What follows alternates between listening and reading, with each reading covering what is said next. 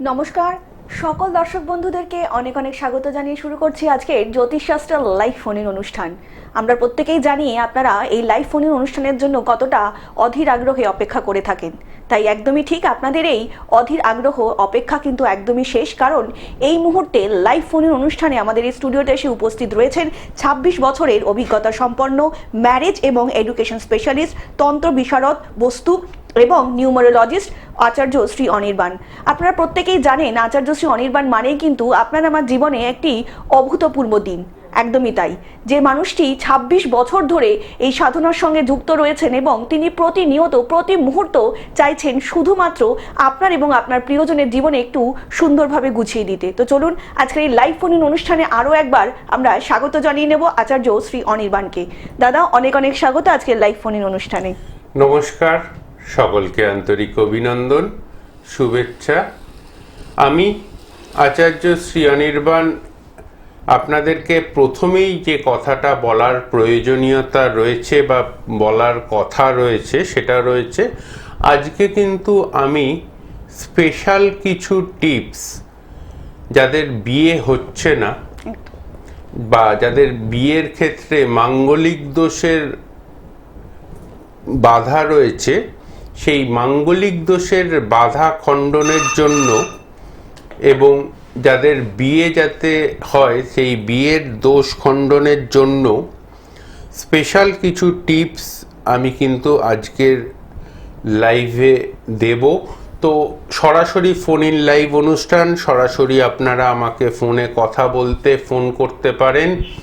এবং একটা কথা যেটা সবার আগে বলে নেওয়া দরকার, আজকে কিন্তু স্পেশাল প্রচুর টিপস কিন্তু রয়েছে আপনাদের জন্য। টিপসের প্রচুর টিপস নিয়ে আজকের অনুষ্ঠানে আমি কিন্তু রয়েছি।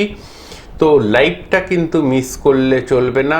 আজকের লাইভ মিস করলে যাদের বিবাহজনিত সমস্যায় ভুগছেন, যাদের মাঙ্গলিক দোষের সমস্যায় ভুগছেন, সেই সমস্ত সমস্যার সমাধানের উপায় বা সেই সমস্ত সমাধানের রাস্তাগুলো কিন্তু আজকে বঞ্চিত হবেন যদি মিস করেন।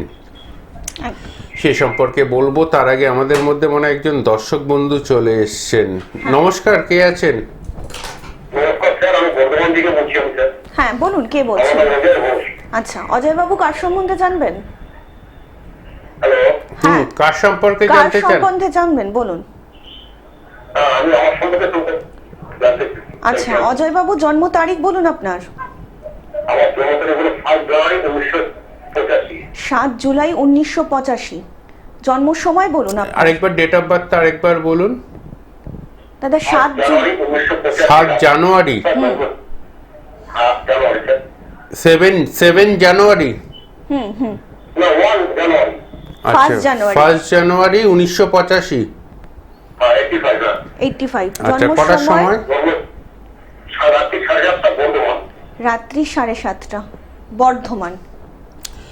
প্রথম কথা, প্রধান কথা যেটা আপনাকে প্রথমেই আমি বলবো সেটা হচ্ছে, সেটা আপনি জানেন হয়তো, মেষ রাশি কর্কট লগ্ন, কিন্তু প্রথমেই যে কথাটা বলার প্রয়োজনীয়তা রয়েছে, মানসিকভাবে আর্থিকভাবে লাস্ট ডিসেম্বর মাস থেকে প্রচণ্ড পরিমাণ নেগেটিভিটির মধ্যে দিয়ে চলছেন। ঠিক বলছে অনির্বাণ নিশ্চয়ই? একদম রাইট, একদম স্যার রাইট কথা বলেছেন একদম। একদম রাইট। জীবনের এই পর্যায়ে এসে মানে এই পর্যায়ে বলার কারণ হচ্ছে 40 বছরটাকে আমরা তো একটা মোটামুটি ল্যান্ডমার্ক বলি। একটা মানুষ যদি সফলতার মুখ দেখতে হয় তার নিজস্ব বাড়ি, হ্যাঁ শুনুন আমার কথাগুলো, একটা মানুষ নিজস্ব সফলতার মুখ যদি দেখতে হয় তার নিজস্ব একটি বাড়ি, বিবাহ সম্পন্ন হওয়া, হ্যাঁ এই জিনিসগুলো 40 বছর বয়সের মধ্যেই মানুষ কিন্তু অ্যাচিভ করলে তাহলে গিয়ে কিন্তু সে পরবর্তী 10 বছর আরও কষ্ট করে প্রচুর খাটবে, 50 বছর থেকে তাকে একটু রিল্যাক্স লাইফ লিড করার প্রয়োজনীয়তা রয়েছে। যেই রিল্যাক্স লাইফটা আপনি এই মুহূর্তে লিড করতে পারছেন না। ঠিক বলছি অনির্বাণ নিশ্চয়ই? একদম রাইট স্যার, একদম রাইট। বর্তমান, হ্যাঁ, একদম রাইট কথা বলছেন স্যার, একদম একদম রাইট। বর্তমান যে সময় চলছে বা বর্তমান যে পরিস্থিতি চলছে তাতে লোকের কাছে প্রচণ্ড পরিমাণে ধার দেনা, লোকের কাছে প্রচণ্ড পরিমাণে মানসিক অস্থিরতা, এই হ্যাঁ স্যার, সেটাই বলছেন, আপনি শুনুন, দাদা বলছেন। লোকের কাছে প্রচণ্ড পরিমাণে ধার দেনা, লোকের কাছে প্রচণ্ড পরিমাণে মানসিক অস্থিরতা, এবং প্রত্যেকটি মানুষ যারা আপনাকে চেনে তারা জানে যে 2016 সাল থেকে 2020 সাল পর্যন্ত যে ল্যাভিশলি লাইফটা লিড করেছেন সেটা 2021 সাল থেকে মানে হ্যান্ড টু মাউথ এরকম অবস্থানের মধ্যে দিয়ে চলছেন। ঠিক বলছে অনির্বাণ নিশ্চয়ই? শুনছি না, ঠিক বলছে অনির্বাণ? 100% ঠিক না 10% ঠিক? 100% ঠিক না 10% ঠিক? 100% ঠিক। উনি মনে একটু ব্যস্ত হয়ে পড়েছেন কোনো কারণে। যেটা দেখতে পাওয়া যায় সেটার ওপরেই অ্যাস্ট্রোলজিক্যাল প্রেডিকশনের সমস্ত দিকগুলো আমরা বিবেচনা করে থাকি। একটা মানুষ জীবনে ভালো থাকতে গেলে সবার আগে যেটা দরকার সেটা হচ্ছে প্রপার এডুকেশন। এডুকেশনের পরে একজন জীবনসঙ্গী, যেই জীবনসঙ্গী তার পরবর্তী জীবনে তার সাথে বন্ধুর মতো পরবর্তী জীবনটা বয়স সন্ধিক্ষণে as a friend, as a philosopher, as a guide, সেই হিসেবে সে পরবর্তীকালে তার সাথে জীবনযাপন করবে। তো সবার ইম্পর্টেন্ট পার্ট ছোটবেলা বা এডুকেশন পার্টটা বাবা মার আন্ডারে থাকে। বাবা মা গাইডেন্সের উপর একটা ছেলে কিংবা মেয়ে তার এডুকেশনাল কেরিয়ারটা চলে, এবং সেই এডুকেশনাল কেরিয়ারটা তার স্টেবিলভাবে পড়াশুনোর দিকে কতটা এগোবে, কোন দিকে পড়বে, সায়েন্স নেবে না আর্টস নেবে না কমার্স নেবে, এই জিনিসগুলো যেমন এডুকেশনাল সেক্টরের মধ্যে বিচার করা হয়। এই বিচার্য বিষয়ের পরেই মানে after the completion of secondary education বলতে আমি আজকের দিনে দাঁড়িয়ে মিনিমাম সেকেন্ডারি এডুকেশনটাকে গ্র্যাজুয়েশন বলছি। এইচএসটাকে কিন্তু আমি আজ সেকেন্ডারি এডুকেশনের মধ্যে ধরি না, কারণ আমার চারপাশে মিনিমাম এখন এডুকেশনাল স্ট্যান্ডার্ড এইচএস এখন সবাই পাস করছে। তো মিনিমাম সেকেন্ডারি এডুকেশন গ্র্যাজুয়েশন, এই গ্র্যাজুয়েশনটা যখনই কমপ্লিট হচ্ছে তখনই তার পরের স্টেজ যেটা আসছে সেটা হচ্ছে তার চাকরি বাকরি বা ব্যবসা কি করবে সেই সম্বন্ধে একটা তার গ্রহগত বিচার নির্ভর করে। 10th হাউস ভালো থাকলে সে চাকরির দিকে যাবে, 7th হাউস ভালো থাকলে সে ব্যবসার দিকে যাবে। 10th হাউসের 11th হাউস বিচার্য বিষয়ের মধ্যে থাকতে হবে যে ব্যবসা বা চাকরির মধ্যে কোন কানেক্টিভিটি এনে দিচ্ছে, সেটা কিন্তু নির্ভর করবে 10th হাউসের ওপর এবং 10th হাউসের 11th হাউসের ওপর। সেটা হচ্ছে চাকরির কানেক্টিভিটি, সেটা সরকারি চাকরি না আইটি ফিল্ডে চাকরি করবে, নাকি টেকনিক্যাল ওরিয়েন্ট চাকরি করবে, নাকি প্রাইভেট ফার্মে চাকরি করবে, সেটা নির্ভর করছে কিন্তু একটা জন্মছকে রবি এবং শনির গ্রহগত অবস্থান এবং তাদের স্ট্রংনেসের ওপর।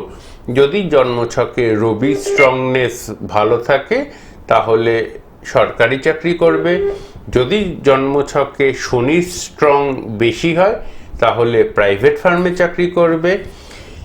এবার আসি, এই প্রাইভেট ফার্মে চাকরিটা করতে গিয়ে সে আইটি সেক্টরে চাকরি করবে নাকি জেনারেল জব করবে, সেটা কিন্তু নির্ভর করছে গ্রহগতভাবে বুধ এবং শুক্র এবং চন্দ্রের কানেকশনের ওপর। সে সম্পর্কে আরো ডিটেলসে আলোচনা করব। তার আগে আমাদের মধ্যে একজন মনে হয় বন্ধু চলে এসেছেন। কে আছেন দেখুন। নমস্কার, কে বলছেন? হ্যালো, নমস্কার। নমস্কার, বলুন কে বলছেন? আমি নদিয়া থেকে বলছি। বলুন কে বলছেন? আমার নাম প্রীতম বিশ্বাস। হ্যাঁ, প্রীতম বাবু কার সম্বন্ধে জানবেন? নিজের সম্পর্কে। আচ্ছা, প্রীতম বাবু জন্ম তারিখ বলুন। হ্যাঁ, 7ই সেপ্টেম্বর 1991। 7ই সেপ্টেম্বর 1991। জন্ম সময় বলুন। সময় সকাল 11:28। সকাল 11:28। জন্মস্থান? নদিয়া। নদিয়া। বলুন কি প্রশ্ন? একটাই প্রশ্ন করবেন। কেরিয়ার নিয়ে। কেরিয়ার নিয়ে। কেরিয়ারটা তো অনেকটা ভাস্ট। ঠিক আছে, দাদা বলছে শুনুন। সিংহ রাশি, বৃশ্চিক লগ্ন।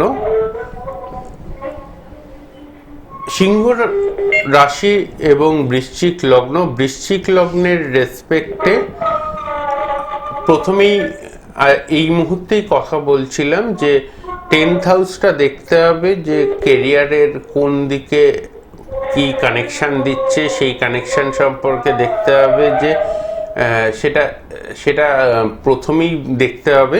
যে কানেকশন আমি দেখতে পাচ্ছি, যে কানেক্টিভিটি চার্ট আমি দেখতে পাচ্ছি, ভাই একটা কথা বলবো কোনো কারণ। হ্যাঁ দাদা, লাইনটা হয়তো কেটে গিয়েছে, আমরা একটু আলোচনায় আসছি। তার আগে আপনাদেরকে জানিয়ে রাখি, যারা দাদাকে দেখাতে চাইছেন তারা কিন্তু অবশ্যই বুকিং করতে পারেন 7596893900 নাম্বারে। এছাড়া কিন্তু দাদাকে আপনারা পেয়ে যাচ্ছেন দমদমে প্রাইভেট রোড HDFC ব্যাংকের পাশেই। এবং আপনাদেরকে জানিয়ে রাখি 4th স্যাটারডে কিন্তু বম্বেতে আপনারা দাদাকে পেয়ে যাচ্ছেন এবং দিল্লির গুরগাঁও কিন্তু দাদাকে আপনারা পেয়ে যাচ্ছেন। দাদা, যেটা নিয়ে আপনি বলছিলেন সেটা হচ্ছেন যে এই যে বিবাহ সম্পর্কীয়, যে অনেক মানুষই তো এরকম রয়েছেন যে একটা সার্টেন টাইমে গিয়ে একটা বিবাহ ভেঙে যাচ্ছে, একটা ছেলের কিংবা একটা মেয়ের। তো এই জায়গাটা যদি একটু বলেন, মানে কেন হচ্ছে এই ব্যাপারটা আর কি। একটা জন্মছকে বিবাহ, জন্মছকটা কেমন হবে, মানে বিয়েটা কেমন হবে, সেটা লাভ ম্যারেজ হবে না অ্যারেঞ্জ ম্যারেজ হবে, সেটা দেখার আগে আমি শুধু সেটাকে আমি সাইডে রাখলাম। 7th হাউস এমন একটা গ্রহ, 7th হাউস থেকে বিচার করা হয়ে থাকে বিবাহ বা ম্যারেজ। এই ম্যারেজটা ফ্রুটফুল হবে না ফ্রুটফুল হবে না সেটা নির্ভর করে 7th-এর 11th, সেটা 5th হাউসের ওপর। এবার এই বিবাহটা লং স্ট্যান্ডিং ম্যারেজ হবে নাকি ডিভোর্স হয়ে যেতে পারে, সেটা নির্ভর করে সপ্তম ঘরের অধিপতি গ্রহ যদি রাহু দ্বারা কানেক্টিভিটি হয় বা অশুভ মঙ্গল এবং কেতু দ্বারা কানেক্টিভ হয়, সেক্ষেত্রে ডিভোর্সের চান্স সব থেকে বেশি থাকে। আমি বলছি না মাঙ্গলিক দোষ থাকলেই ডিভোর্স হচ্ছে, মাঙ্গলিক দোষ না থাকলে ডিভোর্স হচ্ছে না, তা না। কিন্তু সপ্তম ঘরের অধিপতি গ্রহর কানেক্টিভিটির ওপর নির্ভর করে ম্যারেজটা স্ট্রেংথ কেমন থাকবে। অনেকেই প্রশ্ন করেন, আজ সকাল থেকে 17টার কাছাকাছি ম্যাচ মেকিং করেছি সোশ্যাল মিডিয়ার দৌলতে, ফেসবুক লাইভ, ইউটিউব লাইভ, ইউটিউবে আমার নিজস্ব চ্যানেল আছে আচার্য শ্রী অনির্বাণ, তো তার দৌলতে প্রত্যেক দিন ম্যাচ মেকিং 10টার ওপরেই এখন করছি। লাস্ট 2021 সাল থেকে, মানে যবে থেকে লকডাউনটা কেটেছে, যবে থেকে সোশ্যাল মিডিয়াতে প্রোগ্রাম বেড়েছে, ম্যাচ মেকিং সংখ্যা পার ডে 10টার ওপরেই আমাকে করতে হয়। আজকে 2-3 জনের প্রশ্ন ছিল নরগণ আর রাক্ষস রাক্ষসগণে কি বিয়ে হয়? 100% বিয়ে হয়, এবং নরগণ এবং রাক্ষসগণে বিয়ে হলেই যে ডিভোর্স হবে তা কিন্তু নয়। অন মিডিয়া, অন চ্যানেল দায়িত্ব নিয়ে টেবিল বাজিয়ে বলতে পারি, আমার দেখা অন্ততপক্ষে 2000-এর ওপরে নরগণ রাক্ষসগণে বিয়ে হয়েছে। আমার নিজের অ্যাস্ট্রোলজিক্যাল কেরিয়ারে 26 বছর অতিক্রান্ত হয়ে গেছে লাস্ট ডিসেম্বরে, মানে এখন 26+27 বছর রানিং চলছে অ্যাস্ট্রোলজি পেশা হিসেবে করছি, এবং একমাত্র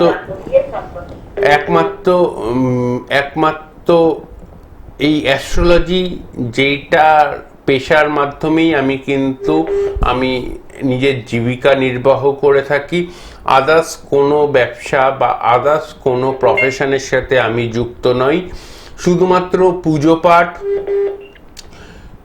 তন্ত্রক্রিয়া এবং অ্যাস্ট্রোলজি, এই 3টে জিনিসের ওপর বেস করেই কিন্তু আমি বেঁচে রয়েছি, এবং জীবনের শেষ নিঃশ্বাস পর্যন্ত এই অ্যাস্ট্রোলজিকে বেস করেই কিন্তু আমি সামনের জীবনটাও অতিক্রম করব।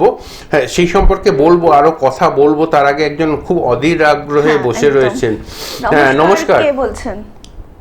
হ্যালো, হ্যাঁ, নমস্কার। কে বলুন, বলছেন? কে বলছেন? হ্যাঁ, আমার ছেলে দিতে জানবো, কিন্তু মাইকি ছেলের নাম আচ্ছা, ডেট অফ বার্থটা বলবেন।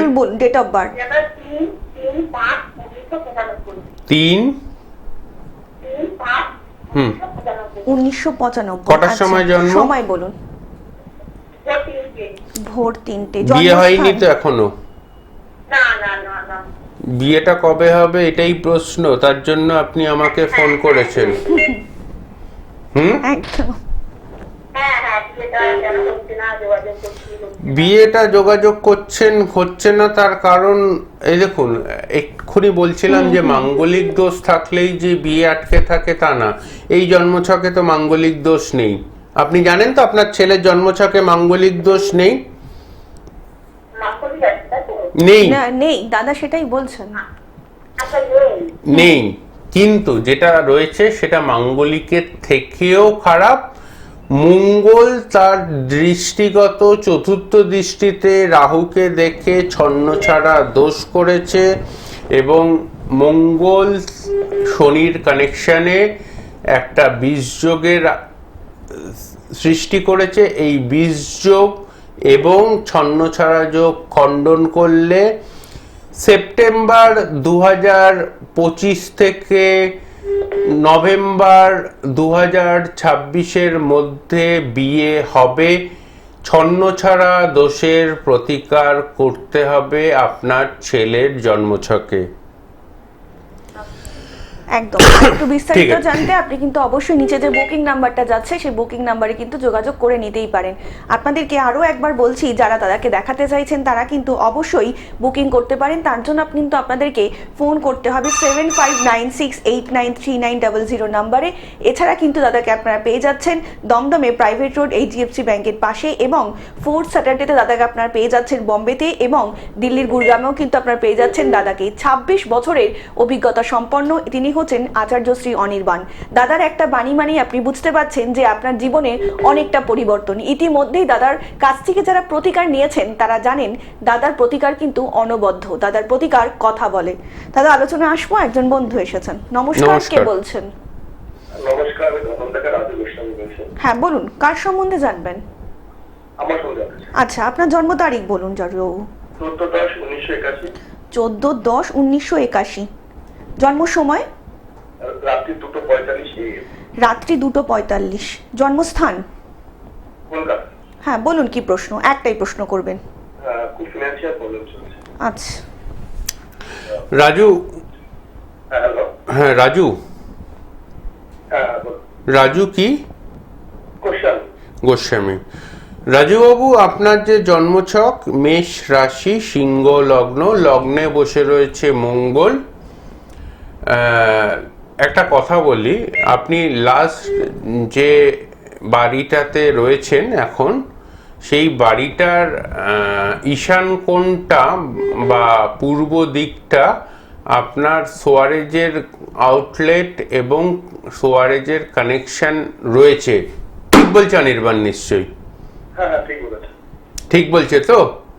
হ্যাঁ ঠিক। আমি তো আপনার বাড়ি যাইনি বা আপনার সাথে আমার পূর্ব পরিচয়ও নেই, কিন্তু আপনার বাড়ির পূর্ব দিকে সোয়ারেজের আউটলেট রয়েছে এবং এই আউটলেটটা এখন তো বন্ধ করা যাবে না। বাস্তুদোষ খণ্ডন করুন, বাস্তুদোষ খণ্ডন না করলে আর্থিক সমস্যা মিটবে না। ঠিক আছে, ধন্যবাদ। একদম। আর একটু বিস্তারিত জানতে অবশ্যই কিন্তু আপনি ফোন করতে পারেন, নিচে যে বুকিং নাম্বারটা যাচ্ছে সেই বুকিং নাম্বারে। দাদা, এই ফোনটার ওরিয়েন্টেডই একটা প্রশ্ন করি, সেটা হচ্ছে অনেক মানুষই রয়েছেন যাদের হয়তো কর্মে বাধা, বিবাহে বাধা, এবং তারা বুঝতে পারছেন না মানে কিভাবে হচ্ছে আর কি। যদি এরকম বাস্তুদোষ থেকে থাকে দাদা, এটা কি কোনো বোঝার উপায় আছে সেই দিকটা? অবশ্যই বোঝার উপায় আছে।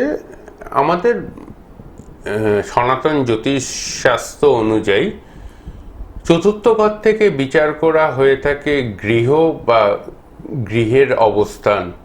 সেই চতুর্থ ঘরে যদি শুভ গ্রহের অবস্থান থাকে তাহলে তার বাড়ি হবে, সেই বাড়িটায় সে সুখ স্বাচ্ছন্দ্যে থাকতে পারবে।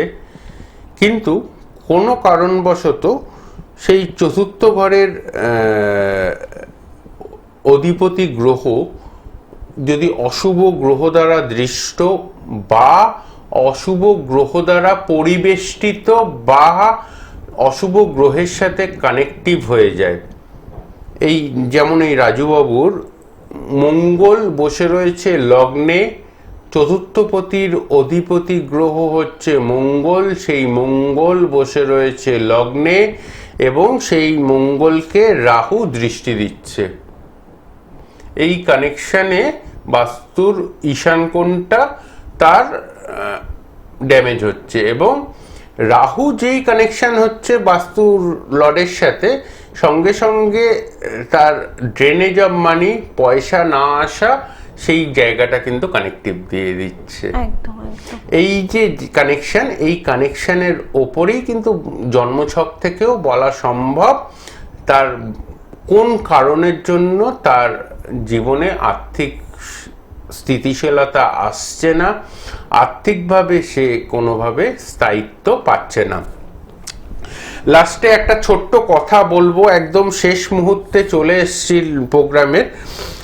অনেকেই সোশ্যাল মিডিয়ার দৌলতে আমাকে জিজ্ঞেস করছেন যে হলুদের একটা রিল খুব ভাইরাল হচ্ছে, যে কাচের গ্লাসের মধ্যে হলুদ দিয়ে হলুদের রিল একটা খুব ভাইরাল হচ্ছে, অনেকেই করছেন।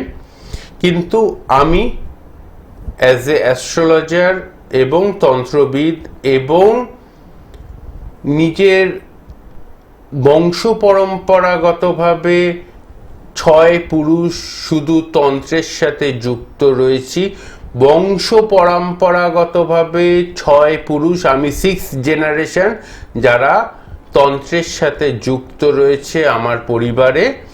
তো সেই হিসেবে বলছি, হলুদ যখন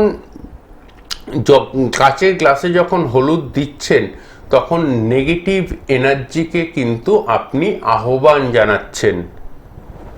আপনি যেই মুহূর্তে কাচের গ্লাসের মধ্যে হলুদ দিচ্ছেন তখন আপনার যে ঘরটাতে আপনি করছেন সেই ঘরটা নেগেটিভ ভাইবস বা নেগেটিভ এনার্জি বা নেগেটিভ একটা অ্যাক্টিভ, সেই নেগেটিভিটিটা কিন্তু অ্যাক্টিভ হয়ে যাচ্ছে। এই অ্যাক্টিভিটিটা কিন্তু যখনই হচ্ছে তখনই কিন্তু আপনার আর্থিক কষ্ট বয়ে নিয়ে আসবে, দেখতে পাবেন, কিছুদিন পরেই দেখতে পাবেন, বা আদার্স কিছু প্রবলেম নিয়ে আসতে পারে। এর থেকে মুক্তি পেতে গেলে সামনের সোমবার থেকে 3টে সোমবার দুধ, গঙ্গা জল এবং 1 চামচ হলুদ মিশিয়ে শিবজির মাথায় ওং নমঃ শিবায় এই মন্ত্র জপ করতে করতে 3টে সোমবার অবশ্যই এর প্রতিকার করিয়ে নেবেন নিজেরা, ঘরোয়া পদ্ধতিতে। একদম দাদা, আজকের মতন আমাদের কিন্তু সময় একদমই শেষ, আমাদেরকে চলে যেতেই হবে। তো আপনাদেরকে আবারও কথা দিয়ে যাচ্ছে, আপনাদের সকলের সঙ্গে দেখা হবে আগামী পর্বে। সকলে অনেক ভালো থাকবেন। নমস্কার। নমস্কার।